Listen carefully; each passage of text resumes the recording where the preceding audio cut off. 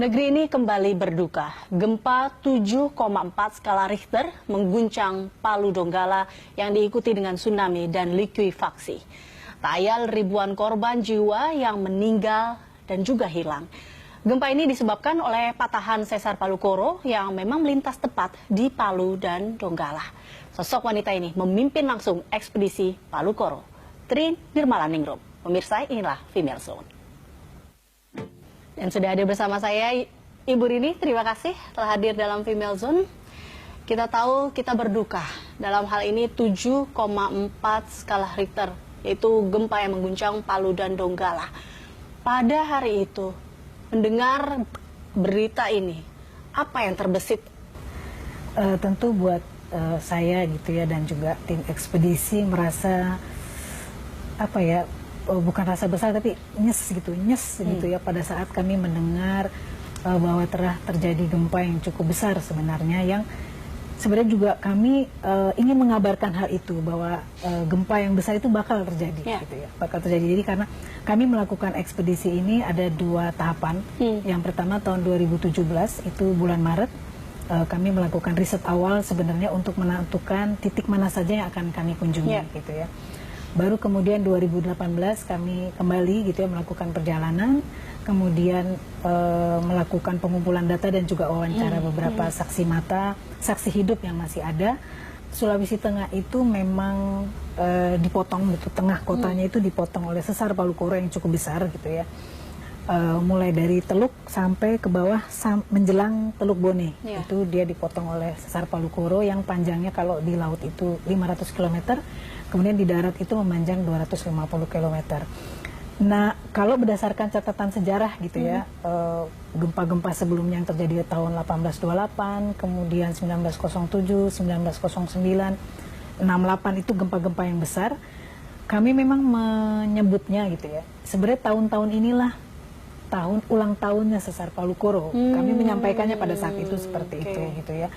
Ini hasil riset di 2017 itu apakah memang sempat tidak diinformasikan kepada pemerintah ataupun masyarakat sekitar? Iya. Jadi kami menjelang kami riset kembali tahun 2018, kami menyempatkan diri sebenarnya berusaha malah menemui gubernur, jadi pihak pemerintah daerah.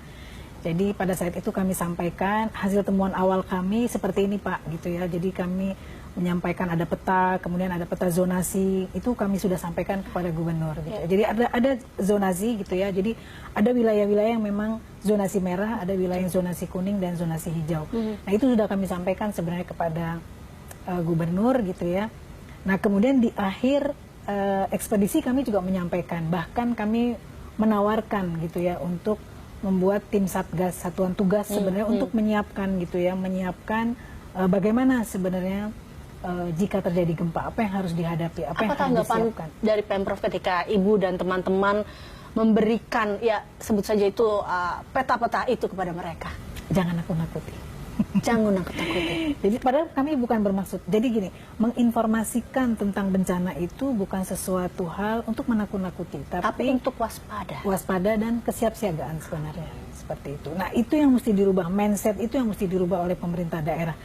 Karena wilayah Indonesia itu memang ada 295 sesar aktif yang sebenarnya sekarang yang baru dirilis itu dari 85 jadi 295 oleh Badan Geologi kemarin. Nah, sehingga memang harus kewaspadaan harus dibangun gitu loh. Pemerintah daerah harus nggak bisa main-main lagi kalau menurut saya gitu ya. Nggak bisa kemudian udah tahu wilayahnya punya potensi bencana, kemudian mereka tidak melakukan apa-apa. Betul, kita tahu juga kemarin dari beberapa peta ini melihat likuifaksi. Itu adalah daerah-daerah yang padat penduduk, rumah-rumah yang sebenarnya cukup kokoh, tapi bisa dikatakan tenggelam begitu. Ini likuifaksi ini apakah memang salah satu efek ataupun dampak dari sesar Palu Koro tadi, dan juga sudah Anda sampaikan tentunya kepada Pemprov dan juga pemerintah setempat? Betul kan, kami memang memperoleh data gitu, data-data dukungan dari Badan Geologi tentang wilayah-wilayah mana yang merah gitu loh. Nah, sebenarnya wilayah Petobo itu yang kemarin kemudian mungkin semua bisa melihat karena terviral di mana-mana, itu wilayah merah sebenarnya karena itu kemungkinan terjadi likuifaksi itu sangat besar. Nah, kalau berdasarkan hasil risetnya itu adalah wilayah yang tinggi. Seperti selain Petobo ada wilayah-wilayah lain gitu ya, yang kemudian sebenarnya udah dirilis tahun 2000. Jadi hasil riset itu sudah ada 2013 itu dirilis. Kemudian kami juga sampaikan kemarin kepada pihak pemerintah daerah bahwa ada wilayah-wilayah yang punya potensi mengalami, kita menyebutnya bukan likuifaksi waktu itu, tapi juga menyebutnya itu tanah yang menghisap gitu, karena memang itu kayak dihisap gitu ya, seolah-olah tanah gitu. Sebenarnya gini, kami menemukan beberapa titik-titik jejak gempa yang pernah terjadi pada tahun sebelumnya gitu ya. Jadi ada salah satu wilayah namanya Saluki gitu ya, mungkin bisa di ini gambar gitu, ada foto-foto beberapa. Jadi ada salah satu wilayah Saluki gitu ya, itu waktu terjadi gempa tahun 2012 dia menggeser 50, jadi ada bukit gitu, dia menggeser 50 meter. Nah, tapi kemarin gitu, karena sebenarnya tuh Sulawesi Tengah sesarnya tuh sangat aktif, jadi sebenarnya setiap hari mungkin dia terjadi goyang gitu ya, pergerakan. Itu dia menggeser sampai kemarin kita datang ke sana itu dari yang 50 meter itu sampai sekarang 500 meter. Jadi bisa dibayangin. Jadi ada ruang yang menganga antar bukit, tapi beberapa sebagian sudah dipenuhi oleh pohon-pohonan lagi gitu. Tapi itu memang harus jadi perhatian sebenarnya gitu oleh pemerintah daerah, bahwa ini sesarnya sangat aktif sekali gitu, dan kemungkinan untuk melepaskan energinya itu di tahun-tahun ini, kalau berdasarkan lagi hasil sejarah, inilah tahun-tahunnya sebenarnya. Kami memperkirakan sebenarnya 2016, tapi kemudian mundur 2017, mundur, dan sekarang ternyata 2018 ya terjadi. Kalau kita berandai-andai Bu Rini, andai kata pada saat itu niat baik Anda atau hasil ekspedisi atau penelitian ini bisa diterima, apakah akan seperti saat ini, hancur begitu? Saya rasa kalau kemudian cepat diantisipasi gitu, artinya mungkin taruhlah tahun 2017 gitu ya, informasi dari kami ini bisa didengarkan gitu ya, paling tidak ditanggapi gitu, kemudian pemerintah melakukan sosialisasi gitu ya, mungkin gitu ya, tidak sebesar ini kerugian yang dialami gitu ya. Mungkin juga tidak sebesar ini korban yang kemudian kena dampak gitu ya, seperti itu gitu ya. Menjelang terjadi gempa dan tsunami kemarin gitu, 3 hari sebelum peristiwa, saya mencari dokumen. Jadi setiap wilayah yang memang punya potensi bencana, mereka punya dokumen namanya rencana kontingensi.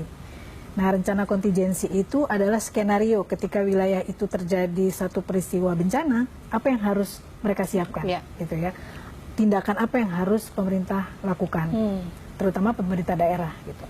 Saya cari di BPBD informasinya tidak ada dokumen tersebut. Coba cari di BNPB, di nasional.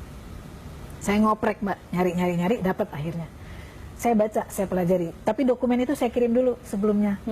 Saya kirim gitu ya ke BPBD daerah. Kemudian saya baca dokumennya. Dokumennya itu skenario-nya persis peristiwanya dengan yang terjadi sekarang. Artinya gempa dengan skala 7,4 terjadinya tahun 2000 bulan November jam 2 malam, tapi terjadinya. Kemudian jembatan yang kuning itu, jembatan itu terputus, kemudian listrik tidak menyala, bandara tidak bisa bekerja gitu ya, karena gempa yang cukup parah, rumah-rumah, ribuan rumah hancur, Donggala terputus dengan Palu. Artinya skenario itu ada, hampir sama. Kemudian apa yang sudah harus dilakukan oleh pemerintah daerah gitu ya, itu ada. Berapa hari gubernur harus bicara, itu ada semua panduannya di situ.